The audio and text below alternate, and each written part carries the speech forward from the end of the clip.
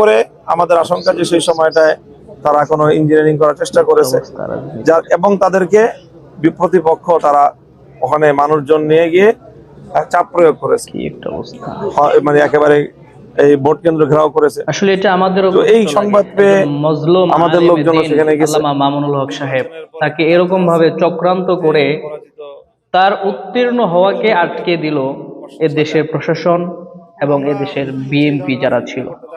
দেখেন তারপরে কি বলে, যদি যে জাল ভোট 2 জন ধরা পড়ছে, তা আরো 20 জন, আরো 200 জন জাল ভোট দিয়েছে। আল্লামা মামুনুল হক সাহেব প্রশাসনের হাতে হস্তান্তর করেছেন জাল ভোট দেওয়ার কারণে, কিন্তু প্রশাসনের তো এরকম কোনো বিজ্ঞপ্তি আমরা পাই নাই, বা প্রশাসনের পক্ষ থেকে যে তারা একটা দায়িত্ব নেবে, দায়িত্ব নিয়ে কোনো একটা কাজ করবে, এটাও আমরা দেখি নাই। চলুন তারপরে মামুনুল হক সাহেব কি বলে শুনি। জোটগত হবে সেই ভোটগুলো আমার স্বাভাবিক রিকশায় আসার কথা, কিন্তু এটা নির্বাচন কমিশনের তাদের ত্রুটির কারণে অথবা তাদের সীমাবদ্ধতার কারণে তারা প্রার্থী চূড়ান্ত করার আগেই ব্যালট দিয়ে দিয়েছে। 11 দলীয় জোট থেকে 10 দলীয় জোট থেকে যে আল্লামা মামুনুল হক সাহেবকে প্রার্থী করা হলো, আজকে এই দুর্দিনে কোথায় তারা?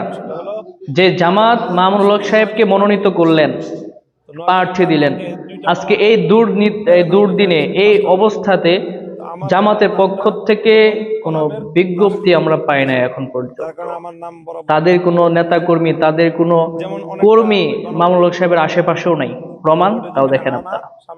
আসলে শক্তির প্রদর্শনের একটা ব্যাপার আছে, বা অন্যান্য আরো অনেকগুলো ব্যাপার আছে। মামুনুল হক সাহেব যেই 11 দলীয় জোটের অংশীদার হয়ে তিনি নির্বাচন করলেন, এই 11 দলীয় জোটের সবচেয়ে সামর্থ্যবান শক্তিশালী যে দল জামাত ইসলাম, এদের লোকজন কোথায়? কি লাভ হলো বলেন? কেন্দ্র দখল করে ফেলছে।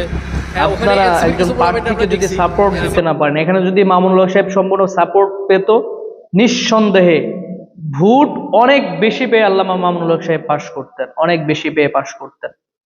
একটা রেজাল্ট আমি দেখাই, দেখেন ধানের শীষ থেকে কিভাবে ভোট কেটে সংখ্যা বাড়ানো হয় এবং মামুনুল হক সাহেবের ভোট কেটে ওইখান থেকে সংখ্যা বাদ দেওয়া হয়।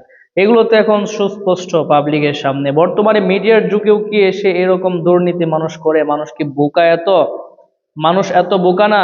আল্লামা মামুনুল হক সাহেব শুধু একটা নাম না, এটা একটা জাতির অনুপ্রেরণার নাম।